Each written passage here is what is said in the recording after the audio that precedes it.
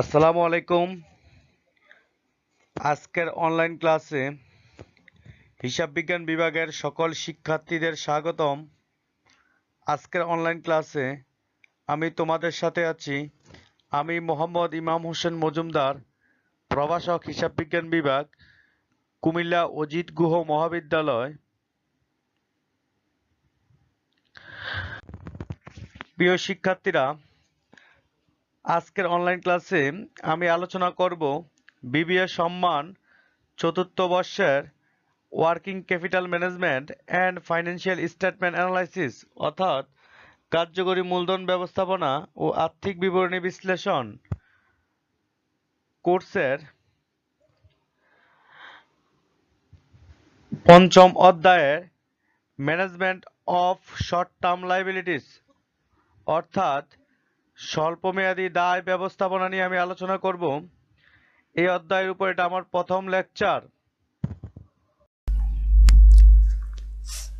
প্রথমে আমরা জেনে নিই শর্ট টার্ম ফাইন্যান্সিং কি অর্থাৎ স্বল্পমেয়াদী অর্থায়ন কি। Short term financing is defined as any liabilities originally scheduled for payment within 1 year অর্থাৎ এক বছরের মধ্যে পরিশুদ্ধ দায়সমূহকেই স্বল্পমেয়াদী অর্থায়ন বলা হয়ে থাকে। এখন আমরা শিখব source of short term financing অর্থাৎ স্বল্পমেয়াদী অর্থায়নের উৎসসমূহ। স্বল্পমেয়াদী অর্থায়নের উৎসসমূহকে প্রথমে দুই ভাগে ভাগ করা হয়। এক নাম্বার হলো নন ইনস্টিটিউশনাল সোর্স অর্থাৎ অপ্রাতিষ্ঠানিক উৎস।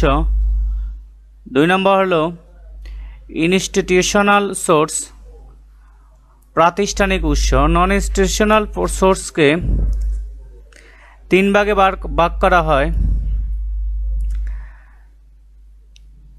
এক নম্বর হলো স্পন্টেনিয়াস সোর্স অর্থাৎ স্বতঃস্ফূর্ত উৎস।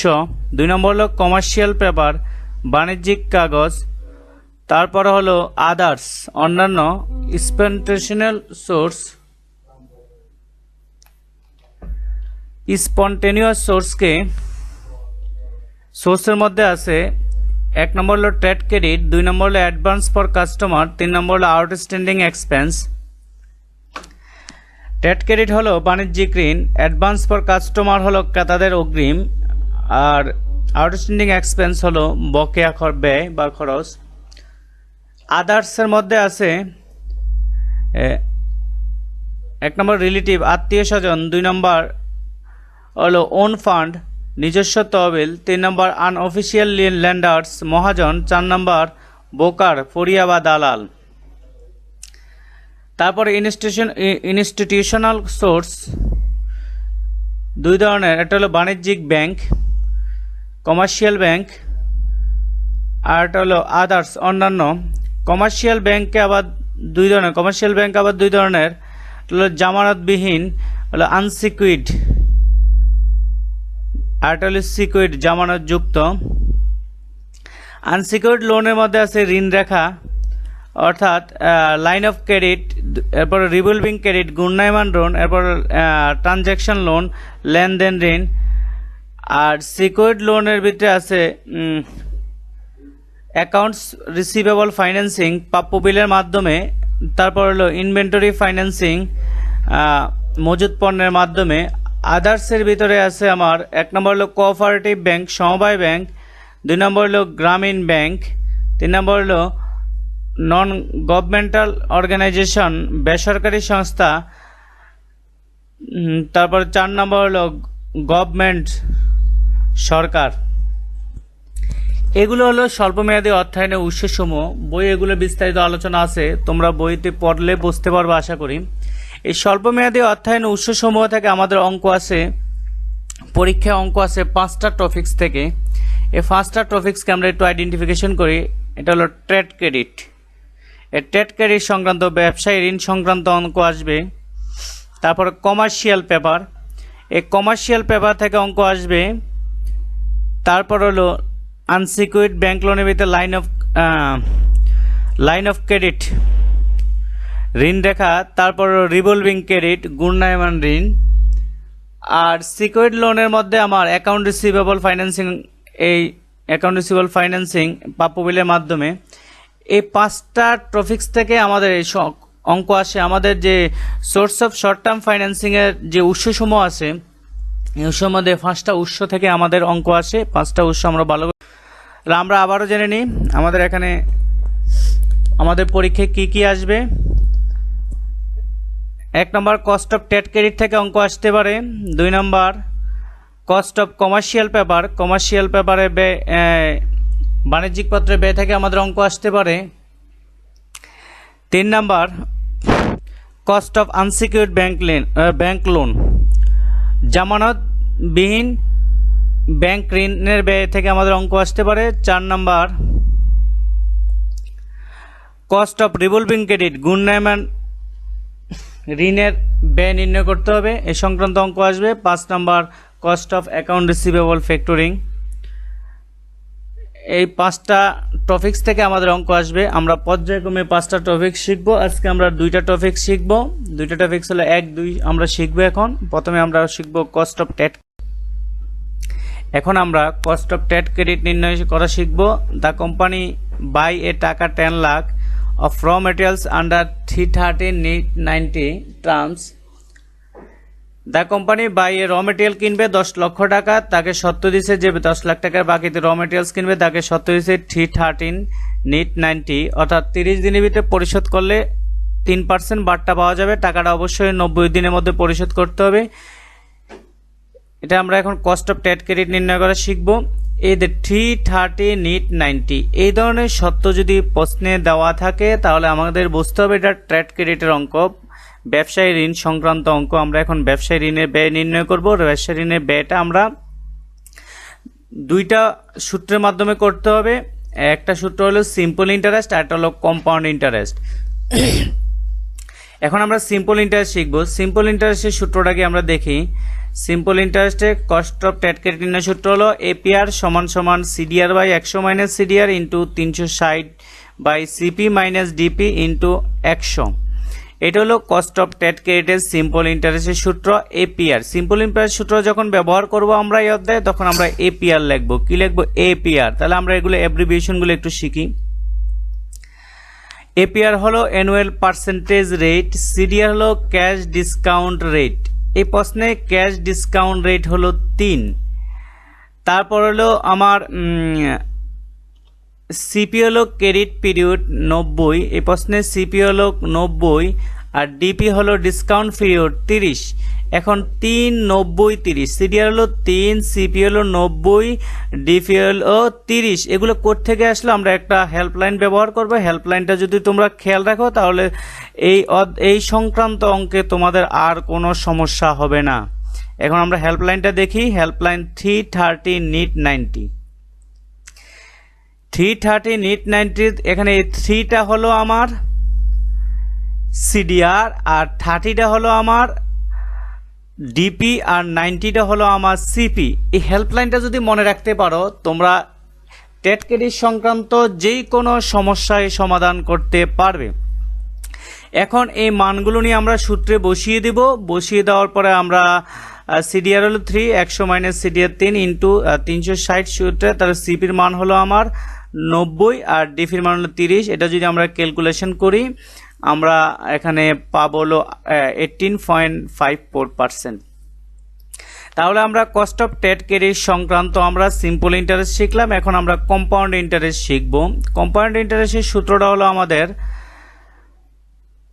ইআইআর বা ইএআর, যেটাই বলি আমরা, হবে যে কোনো একটা লেখলে হবে। তাহলে কম্পাউন্ড ইন্টারেস্ট আমার সূত্রটা হলো ইআইআর সমান সমান 1 plus R whole to the power n minus 1 into 100। এখন আমরা যদি সিম্পল ইন্টারেস্টের সূত্রটা বুঝে থাকি, বের করাটা বুঝে থাকি, আমরা কম্পাউন্ড ইন্টারেস্ট আমরা ইজিলি বের করতে পারবো। তাহলে আমার এখানে আমার কম্পাউন্ড ইন্টারেস্ট সূত্রে আমার হলো 1 plus R whole to the power n minus 1 into 100। এখন আর n এর মানটা দরকার। এখন আমাকে আর কোনটা n কোনটা এই দুইটা জিনিস আমাকে আইডেন্টিফাই করতে হবে। আমরা একটা হেল্পলাইন ইউজ করব। হেল্পলাইনটা যদি মনে রাখো তোমরা অঙ্কটা ইজিলি পারবে। আর হেল্পলাইনটা পরীক্ষায় দেওয়া যাবে না, হেল্পলাইনটা শুধু তোমাদের শেখানোর জন্য দেওয়া হয়েছে। হেল্পলাইন আমরা এপিআর এর সূত্রটা লিখছি। এপিআর এর সূত্র হলো CDR by 100 minus CDR into 360 CP minus DP into 100। এখন আমাদের সিম্পল ইন্টারেস্টের সূত্রের সবসময় মনে রাখতে হবে এই অধ্যায়ে আমাদের সবসময় মনে রাখতে হবে সিম্পল ইন্টারেস্টের সূত্রের প্রথম অংশ হলো আমাদের আর, দ্বিতীয় অংশ হলো আমাদের এন। সিম্পল ইন্টারেস্টের সূত্রের প্রথম অংশ হলো আমাদের আর, দ্বিতীয় অংশ হলো কি এন। এই অধ্যায়ে সব সূত্রে একবারে সিম্পল ইন্টারেস্ট সূত্রে, যেমন আমি ট্রেড ক্রেডিট নির্ণয় করি, কমার্শিয়াল পেপার নির্ণয় করি, unsecured bank loan, revolving credit, account receivable, factoring যাই নির্ণয় করি, আমরা যদি সিম্পল ইন্টারেস্টটা বের করতে পারি আমরা কম্পাউন্ড ইন্টারেস্টটা ইজিলি আমরা বের করতে পারবো। আমি আবার বলি, সিম্পল ইন্টারেস্ট সূত্রের প্রথম অংশ হলো আর, দ্বিতীয় অংশ হলো এন। তাহলে আর এর সূত্রটা কি হবে আমরা জানি, প্রথম অংশ আর সমান সমান সিডিআর বাই 100 মাইনাস সিডিআর। তাহলে মান বসে আমরা সিডিআর এর মান 3, 100 মাইনাস 3 সমান সমান 0.0309। আর এন এর সূত্র কি 360 বাই সিপি মাইনাস ডিপি। আমরা যদি মান বসাই 360 বাই সিপি হলো আমাদের 90, ডিপি হলো 30 সমান সমান 6। এখন আর এ মানও পেলাম, এন এ মানও পেলাম। এই দুইটা মান যদি আমরা সূত্রে বসিয়ে দিই, বসিয়ে দেওয়ার পরে আমরা ক্যালকুলেশন যদি করি তাহলে আমরা 20.03% পাবো। তাহলে আমরা এখন যেটা শিখলাম কস্ট অফ ট্রেড ক্রেডিট বের করা শিখলাম। একটা হলো সিম্পল ইন্টারেস্ট আর একটা হলো কম্পাউন্ড ইন্টারেস্ট বাই ফিকটিভ ইন্টারেস্ট। তো সিম্পল ইন্টারেস্ট হলো সরল সুদ, কম্পাউন্ড ইন্টারেস্ট বাই ফিকটিভ ইন্টারেস্ট হলো চক্রবৃদ্ধি সুদ বা কার্যকরী সুদের হার। তাহলে আশা করি তোমরা বুঝতো এই অঙ্কটা যদি ট্রেড ক্রেডিটে পারো, এই অধ্যায়ে যে কোনো ট্রেড ক্রেডিটের অঙ্কে তোমরা সলিউশন করতে পারবে। ট্রেড ক্রেডিট আশা করি আমরা সমস্যা হবে না। 5টা টপিক্স থেকে আমরা একটা টপিক শিখলাম। এখন আমরা কস্ট অফ কমার্শিয়াল পেপার বের করা শিখব। এখন আমরা একটি উদাহরণের সাহায্যে কস্ট অফ কমার্শিয়াল পেপার বের করা শিখব। The company issue a 180 days commercial paper of face value of টাকা 10 লক্ষ টাকা and its sales value is টাকা 9,50,000 টাকা. The credit rating expense is 0.5% of the issue size of issue, agent charge being 0.25% and stamp duty 0.5%. তাহলে প্রশ্নে বলা আছে এটা কমার্শিয়াল পেপার। তাহলে কমার্শিয়াল পেপার আমার কমার্শিয়াল পেপারে বের করতে হবে। এখন তাহলে কস্ট অফ কমার্শিয়াল পেপার বের করতে হলে আমরা বলেছি এই অধ্যায়ে দুই ধরনের সূত্র ব্যবহার করতে হয়। একটা হলো সিম্পল ইন্টারেস্ট, একটা হলো কম্পাউন্ড ইন্টারেস্ট। তাহলে সিম্পল ইন্টারেস্টে কমার্শিয়াল পেপারের সূত্র হলো এপিআর সমান সমান FB minus NSB divide by NSB into 360 by MP into 100। এটা হলো কমার্শিয়াল পেপারের সিম্পল ইন্টারেস্ট বের করা সূত্র। এখন আমরা এই সূত্রের যে প্রয়োজনীয় উপাদান আছে উপাদানগুলোর ব্যাখ্যাগুলো আমরা একটু দেখি। এপিআর সমান সমান হলো অ্যানুয়াল পার্সেন্টেজ রেট, এফবি হলো ফেস ভ্যালু, এসবি হলো সেলস ভ্যালু। এসবি বের করার সূত্র হলো এফবি মাইনাস ডিসকাউন্ট। এনএসবি বের করার সূত্র হলো এনএসবি হলো নিট সেল ভ্যালু। এনএসবি বের করার সূত্র হলো এসবি মাইনাস প্রোডাকশন কস্ট বা আদার কস্ট। ডিসকাউন্ট, প্রোডাকশন কস্ট বা আদার কস্ট সম্পর্কে প্রশ্নে কিছু বলা না থাকলে এফবির উপর ধরতে হবে, ফেস ভ্যালুর উপর ধরতে হবে, এটা মনে রাখতে হবে। এখন আমরা দেখি এফবি কত আছে প্রশ্নে। এফবি আমার আছে 10 লক্ষ টাকা। তারপরে এসবি আছে আমার 9,50,000 টাকা। এনএসবি সূত্র হলো এসবি মাইনাস আদার কস্ট। তাহলে আমি এখন আদার কস্ট বের করতে হবে। আদার কস্ট এখানে আছে প্রশ্নের দ্বিতীয় line, the credit rating expense 0.5%। তাহলে ক্রেডিট রেটিং এক্সপেন্স 0.5%। তাহলে ক্রেডিট রেটিং এক্সপেন্স 10 লক্ষ ইন্টু 0.5% 5,000 টাকা। আমি 3 দিয়ে লিখে দিয়েছিলাম একটু আগে। ডিসকাউন্ট, প্রোডাকশন কস্ট বা আদার কস্ট সম্পর্কে প্রশ্নে কিছু বলা না থাকলে এফবির উপর ধরতে হবে। এই কারণে আমরা 10 লক্ষ টাকার 0.5% ধরছি। তারপরে আমার আছে এজেন্ট চার্জ আছে 0.25%। তাহলে এজেন্ট চার্জ 10 লক্ষ টাকার উপর 0.25% হলো 2,500 টাকা। তারপর আমার আদার কস্ট আরেকটা আছে স্টাম্প ডিউটি। স্টাম্প ডিউটি আছে আমার 0.5%। তাহলে স্টাম্প ডিউটি 10 লক্ষ টাকা 0.5% হলো 5,000 টাকা। এগুলো যদি যোগ করি আমার 12,500 টাকা আমার হলো আদার কস্ট বা প্লটেশন কস্ট। আমি আবার বলি, ডিসকাউন্ট, প্লটেশন কস্ট বা আদার কস্ট সম্পর্কে প্রশ্নে কিছু বলা না থাকলে আমাকে ফেস ভ্যালুর উপর ধরতে হবে। তাহলে আর যদি প্রশ্নে যদি বলে সেল ভ্যালুর উপর, তাহলে সেল ভ্যালুর উপর ধরবে। আর যদি কিছু না বলে তাহলে আমাকে ফেস ভ্যালুর উপর ধরতে হবে। এই কারণে আমরা 10 লক্ষ টাকা ফেস ভ্যালুর উপর আমরা ধরেছি। এখন আমরা এনএসবি মান বসিয়ে দিই। এসবি হলো আমার 9,50,000 টাকা, আর 9 লক্ষ আধার কস্ট হলো 12,500। 9,50,000 টাকা 12,500 বাদ দিলে 9,37,500। তারপর আমার আছে 180 days commercial paper MP maturity period. MP হলো ম্যাচুরিটি পিরিয়ড হলো 180 ডেজ আমার প্রশ্নে দেওয়া আছে। তাহলে এই মানগুলো নিয়ে আমরা যদি সূত্রে বসিয়ে দিই, সূত্রে বেশি দিয়ে যদি আমরা ক্যালকুলেশন করি, হিসাব করলে আমরা কস্ট অফ কমার্শিয়াল পেপারে মান পেয়ে যাব, কমার্শিয়াল পেপারে ব্যয় পেয়ে যাব। কমার্শিয়াল পেপারে ব্যয় হলো সিম্পল ইন্টারেস্টে 13.45%। আশা করি তোমরা বুঝতে পেরেছ। এখন আমরা কম্পাউন্ড ইন্টারেস্টে শিখব। কম্পাউন্ড ইন্টারেস্ট সূত্র আমি এর আগে বলছি, এই অধ্যায়ে কম্পাউন্ড ইন্টারেস্টের সূত্র বা ইফেক্টিভ ইন্টারেস্ট সূত্র একটাই। সূত্রটা হলো ইআইআর সমান 1 plus R whole to the power n minus 1 into 100। সবসময় আমি যদি কস্ট অফ টেট ক্রেডিট বের করি, এই সূত্র এইটে কমার্শিয়াল পেপার বের করলে কস্ট অফ তারপরে cost of unsecured bank loan, আর এটা হলো cost of account receivable factoring. যদি আমরা ইআইআর বের করি, কম্পাউন্ড ইন্টারেস্ট বের করি, তাহলে আমার সূত্র এটাই, ইআইআর সমান 1 plus R whole to the power n minus 1 into 100।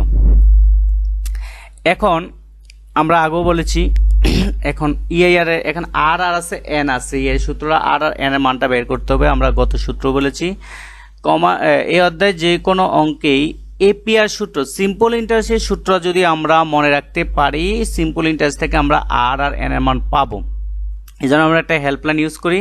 হেল্পলাইনে আমাদের সিম্পল ইন্টারেস্ট সূত্রটা হলো এপিআর সমান FB minus NSB divide by NSB into 360 by MP into 100।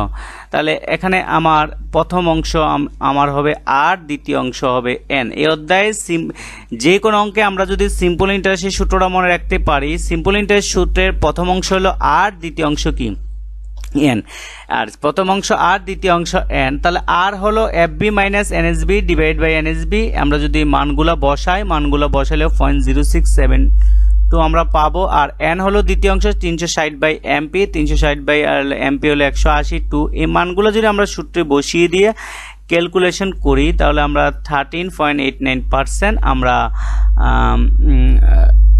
পেয়ে যাব কস্ট অফ কমার্শিয়াল পেপারের ব্যয়, কস্ট অফ কমার্শিয়াল পেপার পেয়ে যাব।